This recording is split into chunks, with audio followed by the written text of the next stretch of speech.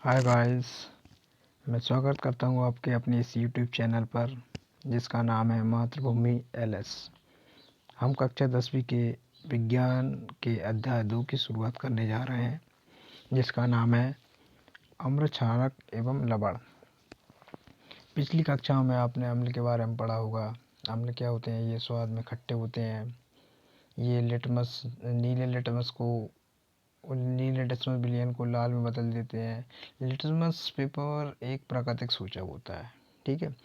और जैसे अम्ल आपने प्रकृति में काफ़ी देखे होंगे। जितने भी खट्टे फल हैं ये अम्ल के उदाहरण होते हैं, जैसे इमली है, नींबू है। और ये क्षारक क्या होते हैं? क्षारक ये लाल लिटमस पेपर को नीले रंग में बदल देते हैं, ठीक है। ये स्वाद में कैसे होते हैं? कड़वे होते हैं। और जो लवण है, लवण जब अम्ल और क्षारक दोनों की अभिक्रिया कराई जाती है तो लवण का निर्माण होता है, साल्ट का निर्माण होता है। जब आपने नमक खाया होगा, ये एक लवण का ही यानी कि साल्ट का उदाहरण है। ये इन दोनों की अभिक्रियाओं से बनता है। ये ना तो अम्लीय प्रकृति का होता है ना क्षारकीय प्रकृति का होता है। ये न्यूट्रल होता है एक प्रकार का, जिसका पीएच मान क्या होता है? 7 होता है, ठीक है। तो चलिए हम आगे बढ़ते हैं, इसके बारे में देखते हैं। इसमें कुछ ये सिंथेटिक सूचक होते हैं, सिंथेटिक सूचक भी होते हैं, जिससे अपन अम्ल और क्षारक की जानकारी ले सकते हैं। इसमें कुछ उदाहरण दिए हैं आपकी एनसीईआरटी साइंस में। ये एक है मिथाइल ऑरेंज है, फिनोफ्थलीन है। ये सिंथेटिक सूचक है, ठीक है। ये अब इसमें देखते हैं क्या आप जानते हैं। इसमें दिया है लिटमस विलयन जब बैगनी रंग का होता है, यानी ना तो जब वह अम्लीय होता है ना वह क्षारीय होता है, तब ये कौन से रंग का होता है? बैगनी रंग का होता है, ठीक है। तो और कुछ प्राकृतिक पदार्थ भी हैं। लाल पत्ता गोभी, जिसके माध्यम से हम अम्ल और क्षार की प्रकृति का पता लगा सकते हैं। लाल पत्ता गोभी है, प्राकृतिक ये पदार्थ हैं। हल्दी है, हाइड्रोजेनिया है, पिटूनिया है, जेरेनियम है। और मतलब कई फूलों की पंखुड़ियाँ भी हैं, जिससे अपन अम्ल और क्षारक की उपस्थिति की मतलब ये सूचक हैं, ये प्राकृतिक पदार्थ हैं, ठीक है। तो ये आपको मतलब अम्ल और क्षारक के बारे में बताते हैं, ठीक है। अब हम आगे देखते हैं अम्ल एवं क्षारक के रासायनिक गुणधर्म क्या होते हैं। ये जब रासायनिक अभिक्रिया करते हैं तो इनके क्या क्या गुणधर्म हैं, इनकी क्या क्या विशेषताएं हैं। प्रयोगशाला में आपने अम्ल और क्षारक देखे होंगे। जैसे ये हाइड्रोक्लोरिक अम्ल है, HCl है, ये सल्फ्यूरिक अम्ल है, H2SO4 है, नाइट्रिक अम्ल है, एसिटिक अम्ल है। ये सारी अम्ल हैं, ये खनिज अम्ल है, ठीक है। और कुछ लवण के मतलब इसके भी उदाहरण, क्षारक के उदाहरण भी है। सोडियम हाइड्रोक्साइड है, कैल्शियम हाइड्रोक्साइड है, पोटेशियम हाइड्रोक्साइड है, मैग्नीशियम हाइड्रोक्साइड है, अमोनियम हाइड्रोक्साइड है।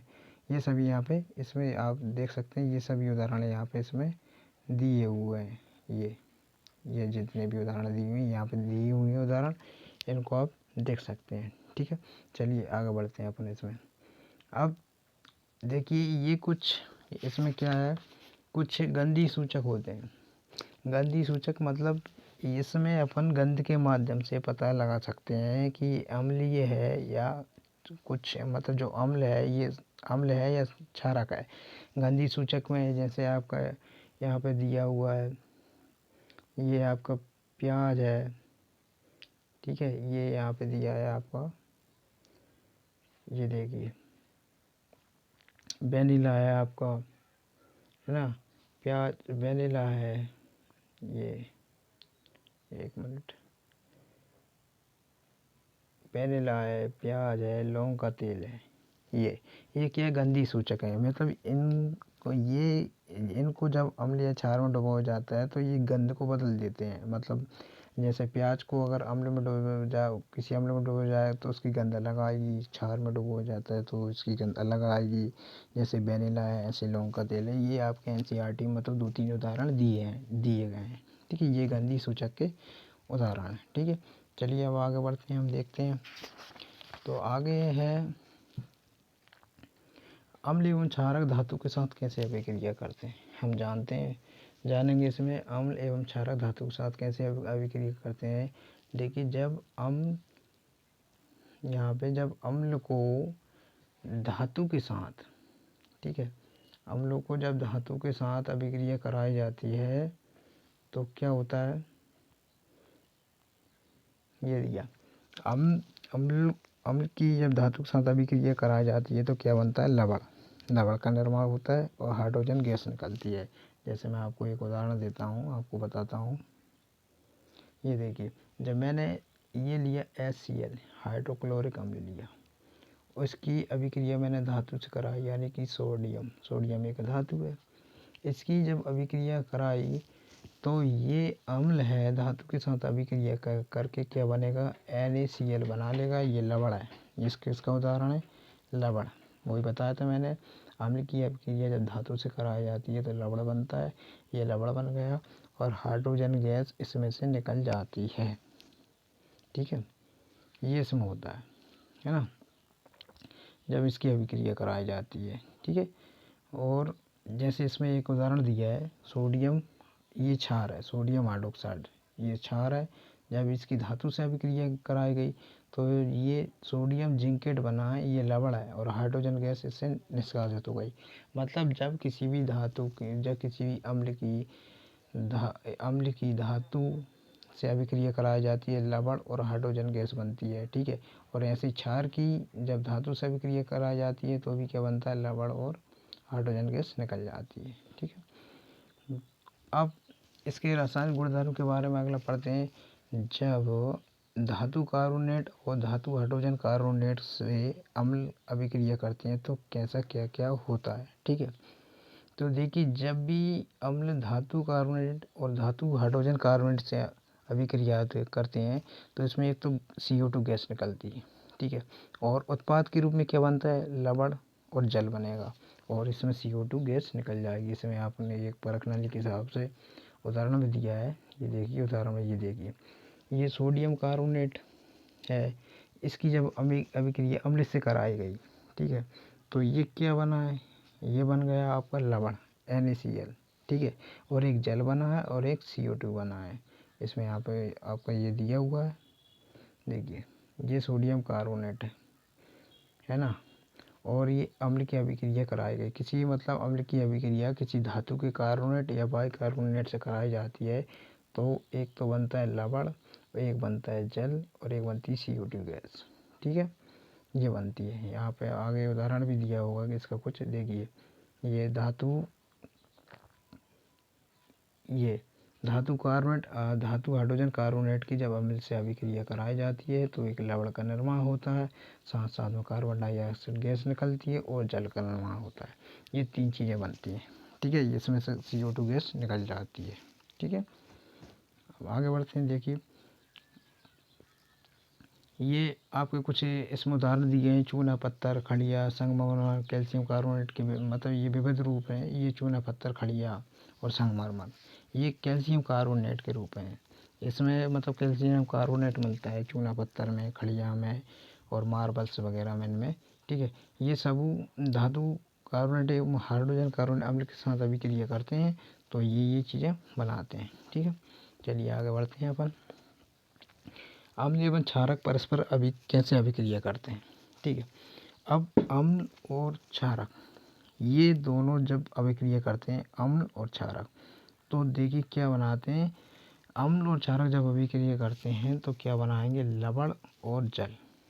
अम्ल और क्षारक जब अभिक्रिया करते हैं तो क्या बनाते हैं, लवण और जल बनाते हैं। ठीक है, जैसे एक उदाहरण मैं आपको बता देता हूँ। देखिए, ये HCl है, ये अम्ल है। ठीक है, और ये क्षारक है। अब अम्ल और क्षार की अभिक्रिया कराएंगे तो लवण बनेगा, एक तो बनेगा NaCl बन गया लवण और जल बनेगा H2O, ये बनेगा। ठीक है, जब अम्ल और क्षारकों की अभिक्रिया कराई जाती है तो यहाँ पर उदाहरण भी दिए, अम्ल और क्षार की अभिक्रिया कराने से लवण बनता है और साथ साथ में जल बनता है। ठीक है, और इसी अभिक्रिया को हम क्या बोलते हैं, उदासीनीकरण अभिक्रिया। ये अभिक्रिया क्या कहलाती है, जब क्षारक और अम्ल की अभिक्रिया होती हैं, इनके होने के बाद जब लवण और जल बनता है, यही अभिक्रिया क्या कहलाती है, उदासीनीकरण अभिक्रिया। ठीक है, तो चलिए आगे बढ़ते हैं। अब अपन देखते हैं अम्लों के साथ धात्विक ऑक्साइडों की अभिक्रिया कैसे होती है? जब अम्ल किसी धातु के ऑक्साइड से अभिक्रिया करता है तो क्या बनता है? ठीक है, उसमें बारे में देखते हैं। जब ये देखिए, जब धातु के ऑक्साइड मैंने मान लीजिए जैसे सोडियम का ऑक्साइड है, ठीक है, या फिर कैल्शियम का ऑक्साइड है, जैसे धातु है कोई अम्ल है HCl, ठीक है, और ये कैल्शियम ऑक्साइड है, ठीक है, ये धातु का ऑक्साइड है कैल्शियम ऑक्साइड, ठीक है, ये अम्ल से अभिक्रिया कर रहा है, ठीक है, तो ये क्या बनेगा, ये बना लेंगे CaCl, ठीक है, और साथ साल में H2O बना लेगा, ठीक है, तो ये चीज़ें बना लेगा, ठीक है। तो ये जब कभी अभिक्रिया कराई जाती है, धातु ऑक्साइड की अम्ल के साथ अभिक्रिया कराई जाती है, तो लवण और जल का निर्माण होता है। और जो धातु के ऑक्साइड होते हैं ये क्षारीय प्रकृति के होते हैं, और जो क्षार के ऑक्साइड होते हैं, है ना, जो अधातुक ऑक्साइड होते हैं, अधातुक ऑक्साइड होते हैं, ये अम्लीय प्रकृति के होते हैं। और धात्विक ऑक्साइड कैसे होते हैं? क्षारीय प्रकृति के होते हैं। यह दिया है आपके इसमें, ये धात्विक ऑक्साइड कैसे होते हैं? क्षारीय प्रकृति के होते हैं, ठीक है। चलिए अब आगे बढ़ते हैं अपन। क्षारक के साथ अधातुक ऑक्साइड की अभिक्रिया। अब जब क्षारक के साथ अधातु के ऑक्साइड, जैसे अधातु, धातु और अधातु, इसमें दो वैरायटी रहती हैं। अधातु के ऑक्साइड की अभिक्रिया जब क्षारक के साथ कराई जाती है तो ये कैसे होते हैं? ये अम्लीय प्रकृति के होते हैं। अधातु के जितने भी ऑक्साइड होंगे ये किस प्रकृति के बनेंगे? ये अम्लीय प्रकृति के बनेंगे। ये अधातु के ऑक्साइड कैसे होते हैं? अम्लीय प्रकृति के होते हैं, ठीक है। चलिए आगे देखते हैं। अब सभी अम्ल एवं क्षारकों में क्या क्या समानता होती है? देखिए, अम्ल और क्षार वैसे तो विद्युत के कुचालक होते हैं, लेकिन जलीय विलयन में ये क्या करते हैं? विद्युत का चालन भी करते हैं, ठीक है। वैसे ये, लेकिन क्या है, विद्युत का चालन कौन कौन नहीं करता है? इसमें दिया है आपके ग्लूकोज और एल्कोहल का जो विलयन होता है, ये वैसे ग्लूकोज क्या है, विद्युत का चालन नहीं करता है। लेकिन इनमें समानता ये है कि अम्ल और क्षारक विद्युत के कुचालक होते हैं, लेकिन जलीय विलयन में विद्युत का क्या नहीं करते? चालन नहीं करते, ठीक है। अब देखते हैं आगे। देखिए, जलीय विलयन में अम्ल या क्षारक का क्या होता है, तो वो मैंने आपको बता ही दिया है। तो जलीय विलयन में ये क्या करते हैं? विद्युत का चालन करते हैं, ठीक है, और वैसे तो नहीं करते। इसमें ये दिया है। अब इसमें आगे आप देखेंगे तो इसमें आप क्षार के बारे में पढ़ेंगे। देखिए, ये क्षारक होते हैं, ये सभी क्षारक क्षार नहीं होते। कहने का मतलब ये है, जो जल में घुलनशील क्षारक होते हैं वही क्षार कहलाते हैं, लेकिन हर क्षारक जल में घुलनशील नहीं होता है। ये आपका यहाँ पर नोट दिया है कि जल में घुलनशील क्षारक ही क्षार कहलाते हैं, ठीक है। जो क्षारक जल में घुलनशील होंगे वही क्षारक क्षार कहलाते हैं, ठीक है। अब और इनका स्पर्श साबुन की तरह होता है ना। ये स्वाद में कड़वे होते हैं, प्रकृति संचारक होते हैं। इन्हें कभी भी वैसे छूना चखना नहीं चाहिए, क्योंकि ये हानिकारक होते हैं। इसमें दिया है, वैसे अपन को पहले चेक कर लेना चाहिए। लिटमस पेपर होता है, pH स्केल होता है, समझ लेना चाहिए, उसके बाद ही अपन को इसका इस्तेमाल करना चाहिए, ठीक है। ये अभिक्रिया दी है अम्ल प्लस क्षारक, वो मैंने आपको बता ही दिया था। अम्ल और क्षारक की जब अभिक्रिया कराई जाती है तो ये लवण और जल बनता है, और यही उदासीनीकरण अभिक्रिया कहलाती है, ठीक है। ये उदासीन हो जाते हैं जब अम्ल को क्षारक के साथ मिलाया जाता है, तो ये उदासीन होते हैं। ना तो ये अम्लीय प्रकृति के होते हैं, ना क्षारीय प्रकृति के होते हैं, तो यही उदासीनीकरण अभिक्रिया कहलाती है, ठीक है। अब आगे देखते हैं। अब आपने देखा होगा कि हम जल में अम्ल या क्षारक को जब मिलाते हैं, नहीं, जल में जब अम्ल को या फिर क्षारक को मिलाते हैं तो बहुत ऊष्मा निकलती है, ठीक है। वो मतलब एसिड वगैरह, जब एसिड डालते हैं ना जब जल में, तो बहुत क्या होता है, ऊष्मा निकलती है। तो कभी कभी अपन अगर एसिड की थोड़ी सी बूंद भी अपने हाथ पे पड़ गई तो अपन जल सकते हैं, ठीक है। तो इसमें अपन को बहुत सावधानी बरतना चाहिए। हमेशा जल में एसिड को मिलाएं, थोड़ी थोड़ी मात्रा में बूंद डालें, नहीं तो क्या हो जाएगा, यदि कोई बूंद या ड्रॉप अपने हाथ पर चल गई तो अपन क्या जल सकते हैं। वैसे तो कांच के पात्र में भी, जब कांच में भी अपन डालते हैं तो कांच भी कभी कभी बहुत ज़्यादा तेज अभिक्रिया होती है तो टूट भी सकता है। ठीक है, इसमें ये दिया है ना। तो इसमें आगे दिया, जल में अम्ल या क्षारक मिलाने पर आयन की सांद्रता इतनी इकाई में आयतन की कमी हो जाती है। इस प्रक्रिया को तनुकरण कहते हैं। मतलब जल में जब अम्ल मिलाते हैं तो धीरे धीरे क्या होता है कि अम्ल की आयतन में कमी आती है, तो यही प्रक्रिया क्या कहलाती है, तनुकरण कहलाती है। ठीक, चलिए आगे अब बढ़ते हैं अपन। अब अम्ल एवं क्षारक के विलयन कितने प्रबल होते हैं।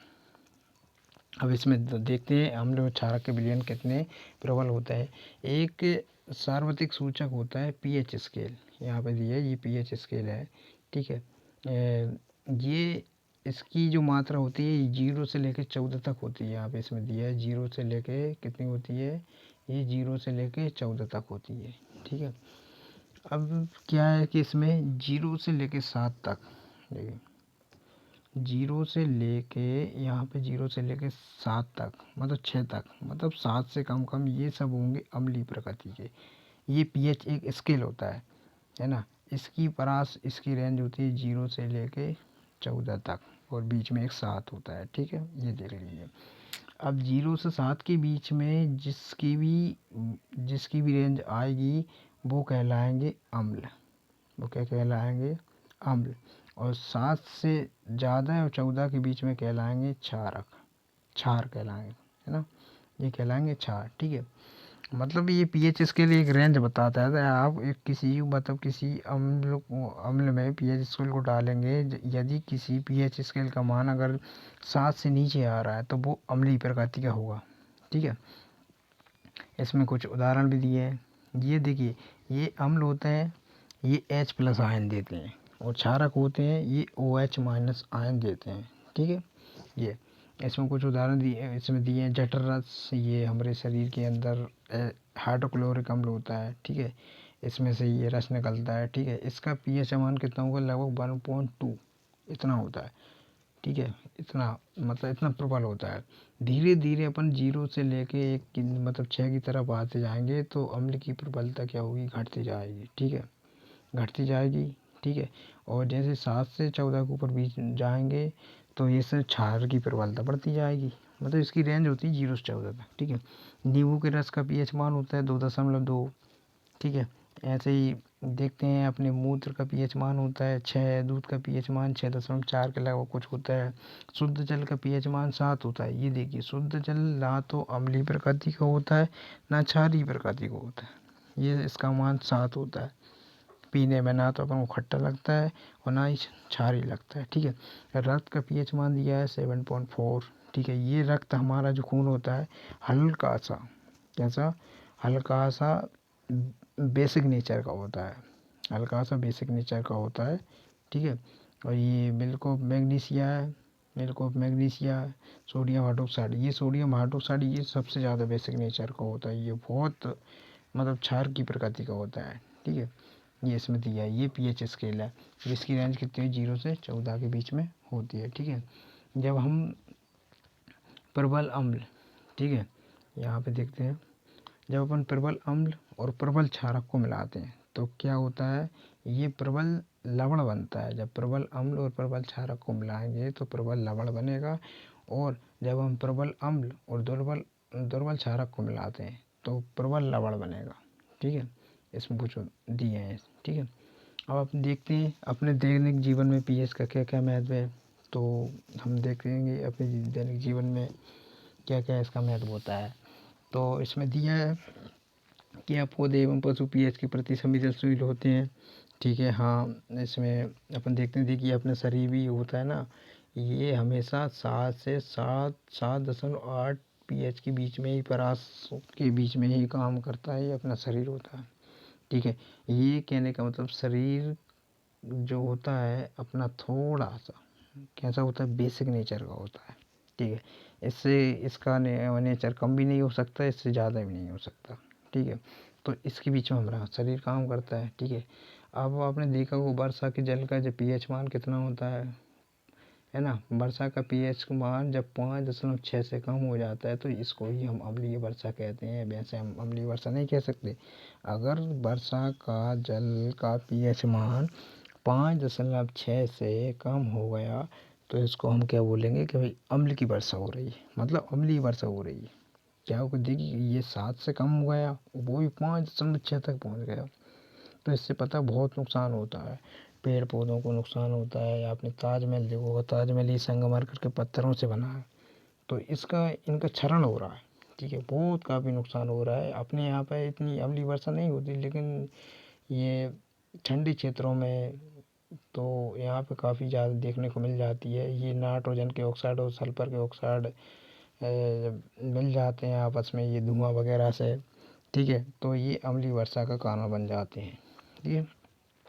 तो इससे क्या है, नदी में जितने भी जलीय जंतु रहते हैं, जैसे मछली, मतलब कुछ बहुत जीव जंतु रहते हैं, तो ये भी क्या है, इनको जीने में थोड़ी कठिनाई आती है, ये मर भी सकते हैं। तो ये पीएच का मतलब कितना महत्व है अपने दैनिक जीवन में, ये दर्शा रहा है, ठीक है। आगे देखते हैं। अब इसमें दिया आपके बगीचे की मिट्टी का पीएच मान। आपने जैसे खेत होते हैं, खेतों का पीएच मान भी एक लगभग स्थिर रहता है। अगर इससे कम पीएच मान घटता है तो उर्वरता क्या होती है, मिट्टी की घट जाती है, ठीक है। तो अपन भी चेकअप कराते हैं कभी कभी मिट्टी का, कहते देखते हैं मिट्टी का पीएच मान क्या है, अपनी मिट्टी की उर्वरता कम तो नहीं हुई है, क्या क्या अपनी मिट्टी में कमी है, नाइट्रोजन की कमी है, फास्फोरस की कमी है, मतलब किस चीज़ की कमी है।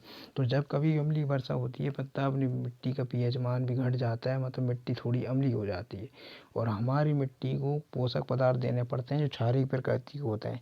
ध्यान रखिए, हमारी जो मिट्टी होती है वो क्षारीय प्रकृति की होती है अधिकतर, लेकिन जब अम्ल की वर्षा होती है ये अम्लीय हो जाती है, जिससे हमारी मिट्टी की उर्वरता क्या हो जाती है, घट जाती है, ठीक है। तो कभी मिट्टी का परीक्षण किया होगा तो आपने मतलब देखा होगा, तो ऐसा होता है, ठीक है। अब हमारे पाचन तंत्र का पीएच में क्या है, पीएच का महत्व। हमारा देखिए, जब हम भोजन ग्रहण करते हैं तो हमारे पेट में एक अम्ल पाया जाता है जिसका नाम है हाइड्रोक्लोरिक अम्ल, ठीक है।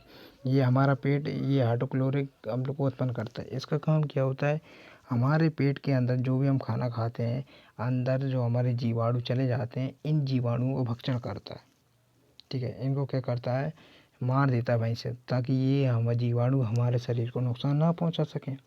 और कभी कभी ये ज़्यादा भी हो जाता है। अब हाइड्रोक्लोरिक अम्ल जब ज़्यादा हो गया तो क्या हो जाती है, हमारे शरीर में एसिडिटी बन जाती है, क्या हो जाती है, अम्ल तो बढ़ जाती है। एसिडिटी हो गई तो थोड़ा हमारे पेट में अपन को उधर में हमारे दर्द होने लगता है, जलन महसूस होने लगती है। तो इसके लिए हम एक एंटीसिड का इस्तेमाल करते हैं, इसके कहते हैं कि इनो का इस्तेमाल कीजिए, है ना, इनो वगैरह ले लेते हैं, ठीक है।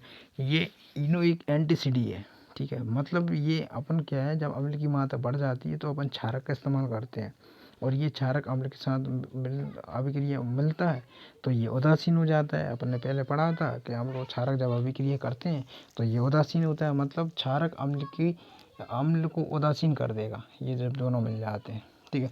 जैसे भी अपन कभी मुंह का जो पीएच मान होता है, मुंह जब हमारा क्या थोड़ा अम्लीय होने लगता है, दांत का क्षरण होने लगता है, तो पता है टूथपेस्ट का इस्तेमाल करते हैं। ये टूथपेस्ट क्या होता है, ये क्षारीय प्रकृति का होता है, ये हमारे अम्ल को उदासीन, यहाँ पे जो मुंह जो दांत हैं ये क्षरण होने लगता है, तो ये क्षारक मिला दिया जाता है, तो जिससे दांत का क्षरण होने से रुक जाता है। यहाँ पे एक एंटीसिड का इस्तेमाल भी हम करते हैं जिसका नाम है मैग्नीशियम हाइड्रोक्साइड, जिसका नाम है मिल्क ऑफ मैग्नीशिया। ये दुर्बल क्षारक है, जब कभी हमको एसिडिटी हो जाती है तो मिल्क ऑफ मैग्नीशिया का अपन सेवन कर लेते हैं तो ये उदासीन कर देती है, ठीक है। तो इससे हमारा पेट ठीक हो जाता है, ठीक है। आगे देखते हैं, इसमें दिया है पीएच परिवर्तन के कारण दंत क्षय। तो वही मैंने आपको बताया था, मुंह का जब पीएच मान 5.5 से कम, ये वो वर्षा का था, 5.6 से कम जब होता है तो वर्षा ये अम्लीय वर्षा कहलाती है। मुंह का पीएच मान कितना है कि मुंह का पीएच मान जब 5.5 से कम होता है तो दांतों का क्षय प्रारंभ हो जाता है, दांतों में क्षय प्रारंभ होता है। तो दांतों का जो अपना इनेमल होता है ना, जो बाहर का पदार्थ सफ़ेद सफ़ेद दिखाई देता है, ये किसका बना होता है, कैल्शियम हाइड्रोक्सी एपेटाइट, मतलब कैल्शियम फॉस्फेट का, कैल्शियम का और फास्फोरस का बना होता है, ठीक है। ये सब शरीर का सबसे मतलब कठोर पदार्थ होता है, ध्यान रखना ये, ठीक है। ये जल में नहीं घुलता है, जल में तो घुलेगा ही नहीं।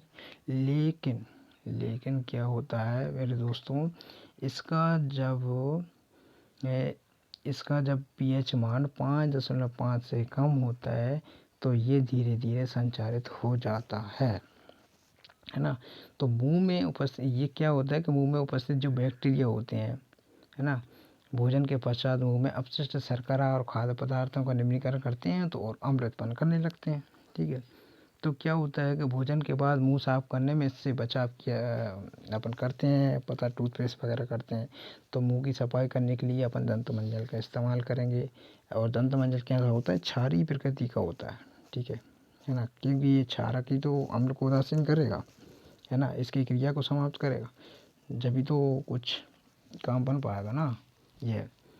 तो इससे अपन दंत क्षय को रोक सकते हैं। ठीक है, आगे देखते हैं पशुओं एवं पौधों द्वारा उत्पन्न रसायनों से आत्मरक्षा। देखिए, पशुओं एवं पौधों द्वारा उत्पन्न रसायन से आत्मरक्षा अपन कैसे कर सकते हैं। तो आपने मधुमक्खी देखी होगी, मधुमक्खी जब डंक मारती है तो वो एक बहुत मतलब अम्ल छोड़ती है। तो वो जब डंक मारती है तो पता है आपने, जैसे हाथ में डंक मारा तो हाथ में सूजन आ जाती है और जलन का अनुभव भी होता है उनको। ठीक है, तो इसके लिए जब वे डंक मार देती है तो डंक मार गए अंक के स्थान पे अपन बेकिंग सोडा होता है, बेकिंग सोडा जैसे दुर्बल क्षारक का अपन इस्तेमाल कर लेंगे, वहाँ पे लगा लेंगे। तो क्या होता है, थोड़ा अपन को आराम मिल जाता है ना। और डेटल के डंक होते हैं, जो जिसके बाल होते हैं मेथनोइक अम्ल छोड़ते हैं। ठीक है, ये मेथनोइक अम्ल छोड़ते हैं जिसके कारण भी हमको दर्द का अनुभव होता है। तो इसके लिए भी हम बेकिंग सोडा का इस्तेमाल कर सकते हैं। ठीक है, तो ये चीज़ें इसमें दी हैं। ठीक है, अब दिए कुछ प्राकृतिक अम्ल हैं, है ना। अब किस मतलब किस स्रोत से कौन सा अम्ल मतलब पाया जाता है ये देखते हैं।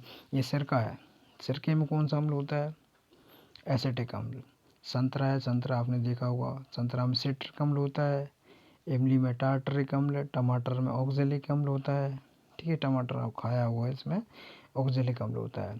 खट्टा दूध जब जो दही में बन जाता है, ठीक है, ये लैक्टोबैसिलस नामक के जीवाणु होते हैं, ये इसको क्या बना देते हैं, खट्टे बना देते हैं। ठीक है, नींबू है, नींबू में साइट्रिक अम्ल होता है। चींटी के डब में मेथोनिक अम्ल होता है और नेटल के डब में मेथोनिक अम्ल होता है। ठीक है, ये अब देखते हैं अपन अपन अपने अम्ल और क्षार के बारे में जानकारी ली।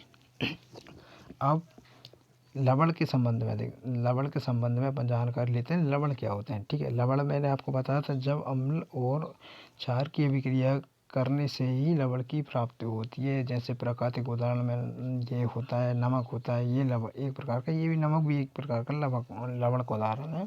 ठीक है, जिसका सूत्र होता है NaCl। ठीक है, अब लवण परिवार इसमें दिए हैं कुछ। ठीक है ना, पोटेशियम सल्फेट, सोडियम सल्फेट, है ना, काफ़ी उदाहरण दिए इसमें। ठीक है, sodium chloride, copper sulphate, ammonium chloride, ये सब लवण ही है। क्या है ये अम्ल और क्षारक की अभिक्रिया से बने हैं ये लवण है। ठीक है, अब लवणों का पीएच मान, तो लवणों का पीएच मान बताया था मैंने, लवणों का पीएच मान क्या होता है, 7। क्या उस कितना होगा, 7। अब प्रबल अम्ल प्रबल क्षारक के लवण क्या होते हैं जिसका पीएच मान 7 होता है, ये उदासीन होते हैं। ये किस प्रकृति के होंगे, उदासीन। जब प्रबल अम्ल की अभिक्रिया प्रबल क्षारक से कराई जाती है तो जिसका पीएच मान 7 ही निकलेगा, और ये उदासीन होते हैं। जब भी न्यूट्रल हो गया मतलब 7 पीएच मान होगा, ये समझ लो ये उदासीन है, ना तो ये अम्लीय प्रकृति के होंगे ना क्षारीय प्रकृति के होंगे। ठीक है, जब प्रबल अम्ल और दुर्बल क्षारक के लवण के पीएच मान का 7 से थोड़ा कम होता है, ये थोड़े अम्लीय प्रकृति को हो जाए। क्योंकि देखिए यहाँ पे प्रबल अम्ल है, अम्ल ज़्यादा है, और थोड़ा दुर्बल क्षारक है, तो 7 से कम हुआ तो ये थोड़ा लवण होते हैं, थोड़ी अम्लीय प्रकृति के हो जाते हैं। ठीक है, और जब प्रबल क्षारक और दुर्बल अम्ल, क्षारक क्या है, थोड़ा प्रबल हुआ है, ज़्यादा है, और कम मात्रा में अम्ल है, तो ये थोड़े क्या होते हैं, 7 से थोड़ा पीएच मान ये अधिक होता है, तो ये थोड़े क्षारीय प्रकृति के होते हैं, थोड़ी अम्लीय क्षारीय प्रकृति के हो सकते हैं। क्योंकि डिपेंड करता है कि थोड़ा सा अम्ल की मात्रा ज़्यादा है कि क्षार की मात्रा ज़्यादा है। ठीक है, अब साधारण नमक से रसायन, ठीक है, ये देखते हैं। तो हम जानते हैं कि हाइड्रोक्लोरिक अम्ल और सोडियम हाइड्रोक्साइड के विलयन की जब अभिक्रिया कराए जाते हैं तो क्या बनता है, सोडियम क्लोराइड बनता है। ठीक है, ये इसमें दिया है, जैसे देखिए ये हाइड्रोक्लोरिक अम्ल, ये हाइड्रोक्लोरिक अम्ल HCl का सूत्र है। ये हाइड्रोक्लोरिक अम्ल की जब अभिक्रिया सोडियम हाइड्रोक्साइड से NaOH से कराई जाती है तो ये क्या होता है, साधारण नमक बनता है हमारा, जो नमक हम खाते हैं NaCl। और पता है और क्या बनेगा, जल बनेगा ही बनेगा। ठीक है, बनेगा। ठीक है, तो देखते हैं अब आगे। ठीक है, ये दिया है इसमें साधारण नमक रसायनों को कच्चा पदार्थ।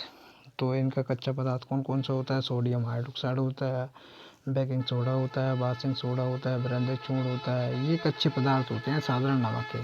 कौन कौन सा, sodium hydroxide, baking soda, washing soda, है ना, व्यंजक चूर्ण, ये सभी कच्चे पदार्थ होते हैं। ठीक है, चलिए अब सोडियम हाइड्रोक्साइड के बारे में पढ़ते हैं। सोडियम हाइड्रोक्साइड मतलब NaOH। ठीक है, अब सोडियम क्लोराइड मतलब NaCl की जलीय विलयन से विद्युत प्रभावित करने पर यह वियोजित होकर सोडियम हाइड्रोक्साइड उत्पन्न करेगा। सोडियम हाइड्रोक्साइड कैसे बनेगा, जो सोडियम क्लोराइड होता है, जब समय से हम विद्युत धारा बहाएंगे तो क्या होगी, ये सोडियम हाइड्रोक्साइड बन जाएगा। इस प्रक्रिया को ही हम क्लोर क्षार प्रक्रिया कहते हैं। ठीक है, मतलब सोडियम क्लोराइड के जलीय विलयन को में से जब अपन विद्युत धारा, ठीक है, बहाएंगे तो क्या है, सोडियम हाइड्रोक्साइड का निर्माण होगा। यही प्रक्रिया अपनी क्या कहलाती है, क्लोर क्षार प्रक्रिया कहलाती है। इसमें से क्या क्या क्या उत्पाद बनेंगे, क्लोरीन बनेगा और सोडियम हाइड्रोक्साइड बनेगा। क्लोरीन अलग हो जाएगी और सोडियम हाइड्रोक्साइड बनेगा। ये देखिए उदाहरण, ये देखिए समझाता हूँ आपको। जब NaCl में अपन ने इलेक्ट्रिसिटी पास कराई, ठीक है, ये इलेक्ट्रिसिटी पास कराई तो सोडियम हाइड्रोक्साइड बन गया है। ठीक है, और क्लोरीन अलग हो गई। ठीक है, ये अभिक्रिया होगी। ठीक है, क्लोरीन अलग हो जाएगी तो यही अभिक्रिया कहलाती है क्लोर क्षार अभिक्रिया। ठीक है, ये NaCl की अभिक्रिया, ठीक है, जल के मतलब यह कराई जाती है तो ये बन जाता है। ठीक है, ये इसमें दिया है। चलो व्यंजक चूर्ण के बारे में देखते हैं। व्यंजक चूर्ण, ठीक है, व्यंजक चूर्ण का सूत्र क्या होता है, CaOCl2। क्या होता है, CaOCl2। ठीक है, तो क्या होता है, जब जलीय सोडियम क्लोराइड के विद्युत अपघटन से क्लोरीन का निर्माण होता है, पढ़ा था अभी क्या, क्लोरीन गैस, क्लोरीन का निर्माण हुआ। तो इस क्लोरीन गैस का ही हम उपयोग किस में करते हैं, व्यंजक चूर्ण के उत्पादन में करते हैं। व्यंजक चूर्ण का उत्पादन किया जाता है। ठीक है, शुष्क बुझा हुआ चूना जिसका सूत्र होता है CaO, है ना, OH2। ठीक है, पर क्लोरीन की जैसे ही अपन अभिक्रिया कराएंगे तो क्या बनेगा, ये अपना व्यंजक चूर्ण बनेगा CaOCl2 और साथ साथ में जल का निर्माण होगा। अब इसके कुछ उपयोग भी हैं, तो देखिए इसका उपयोग क्या क्या होता है। व्यंजक चूर्ण का उपयोग होता है तो वस्त्र उद्योग में सूती एवं लिनेन के व्यंजन के लिए, कागज़ की फैक्ट्री में इसका इस्तेमाल करते हैं अपन। लकड़ी के मज्जा एवं लॉन्ड्री के में साफ कपड़ों के व्यंजन के लिए भी इसका इस्तेमाल करते हैं। और दूसरा दिया है, कहीं रासायनिक उद्योगों में एक उपचायक के रूप में भी इसका इस्तेमाल किया जाता है। और तीसरा दिया है, पीने वाले जल को जीवाणु से मुक्त करने के लिए। जब पता है कि किसी नदी या तालाब में से जब किसी सिटी में जैसे पानी आता है तो पहले उसको साफ़ किया जाता है। ठीक है, तो इसमें व्यंजक चूर्ण का इस्तेमाल किया जाता है कि पहले ये इसमें से जीवाणु कुछ बेकार बैक्टीरिया वगैरह मर जाएं। ठीक है, तो ये इसका इस्तेमाल किया जाता है। अब देखते हैं बेकिंग सोडा। तो बेकिंग सोडा का उपयोग आमतौर पर हम देखते हैं रसोई घर में हम इसका इस्तेमाल करते हैं। स्वादिष्ट खस्ता पकौड़े वगैरह बनाने के लिए बेकिंग सोडा, जब दाल मतलब बाटी में कुछ सोडा डाला जाता है तो ये फूल जाती है, इसमें कार्बन डाइऑक्साइड गैस निकलती है। ठीक है, तो कभी कभी इसका उपयोग खानों को शीघ्रता से पकाने के लिए भी करते हैं। ठीक है ना। इसका जो रासायनिक नाम होता है सोडियम हाइड्रोजन कार्बोनेट और इसका ये सूत्र होता है NaSCO3 बेकिंग सोडा का। ठीक है, इसको बनाने के में क्या करेंगे, सोडियम क्लोराइड का उपयोग करते हैं। ठीक है, ये इसका मूल पदार्थ होता है सोडियम क्लोराइड। ठीक है, तो इस तरीके से ये बेकिंग सोडा का निर्माण इसमें किया जाता है। ठीक है, तो इसके उपयोग देखते हैं। ये देखिए कैसे ये बेकिंग सोडा, ठीक है, ये बनाया गया। अब बेकिंग सोडा का उपयोग क्या होता है, बेकिंग पाउडर बनाने में बेकिंग सोडा से ही हम बेकिंग पाउडर बनाते हैं। ठीक है, जो बेकिंग सोडा एवं टार्टरिक अम्ल जैसे एक मंद खाद्य अम्ल का मिश्रण होता है। ठीक है, बेकिंग सोडा से ही हम बेकिंग पाउडर बनाएंगे। ठीक है, और ये कैसे बनेगा, इसमें टार्टरिक अम्ल मतलब मिला देंगे बेकिंग सोडा में तो बेकिंग पाउडर बन जाएगा। ठीक है, जब बेकिंग पाउडर को गर्म किया जाता है और जल में मिलाया जाता है तो निम्न अभिक्रिया ये होती है। देखिए ये NaCO3 है, बेकिंग सोडा है इसमें, ठीक है। टायरेक्टर अम्ल से अभिक्रिया कराने के बाद ये बेकिंग पाउडर का निर्माण हो जाएगा, ठीक है। चलिए आगे बढ़ते हैं।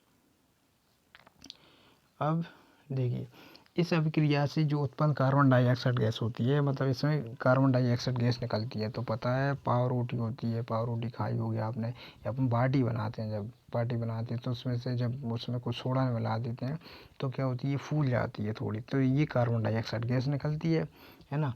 तो यह केक में खमीर उठाया है ना, उठाया जा सकता है, तो ये मुलायम और स्पंजी हो जाती है, बहुत मुलायम हो जाती है। मुलायम करने के लिए अपने इसका इस्तेमाल करते हैं।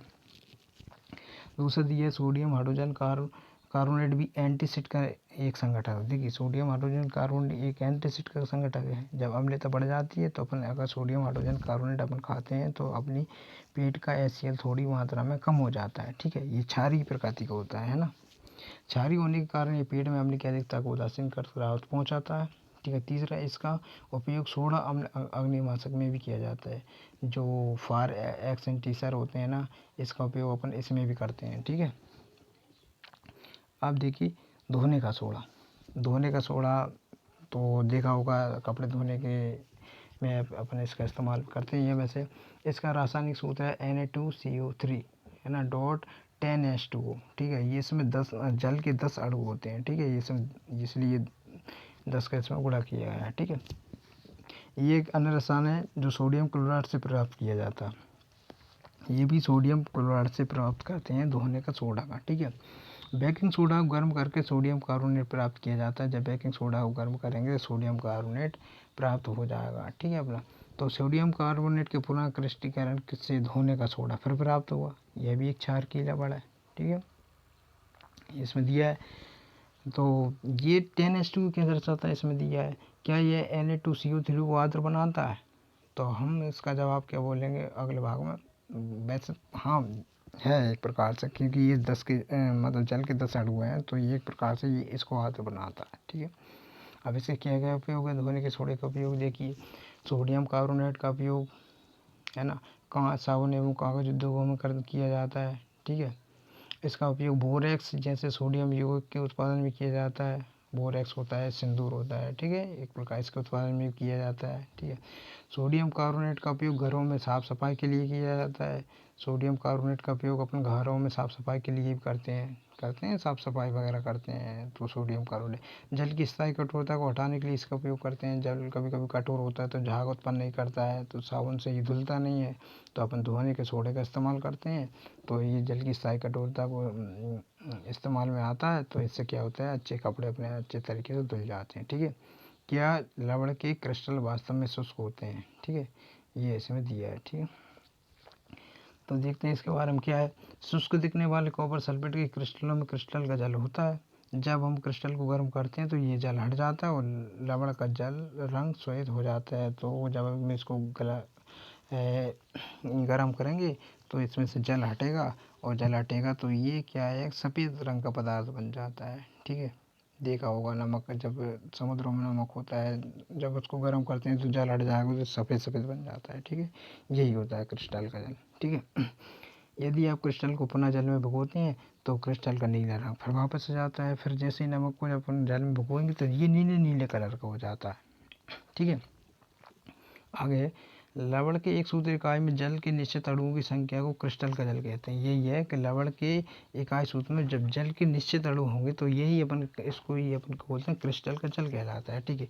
ऐसे इसमें उदाहरण दिए हैं COSO4.5H2, मतलब इसमें जल के 5 अणु हैं, ठीक है।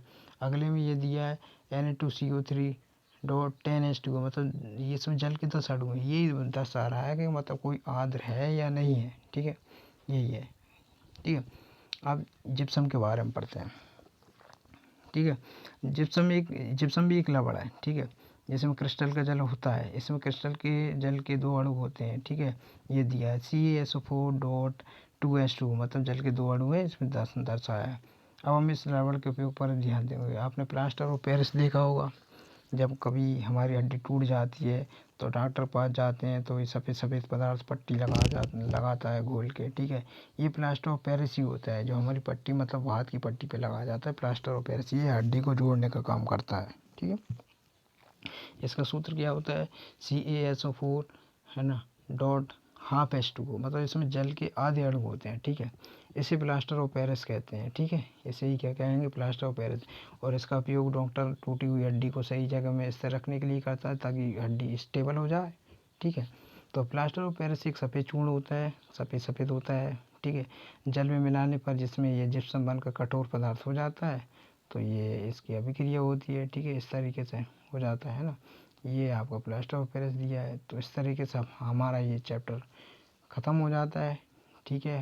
गाइस हमारे चैनल को सब्सक्राइब करना ना भूलें।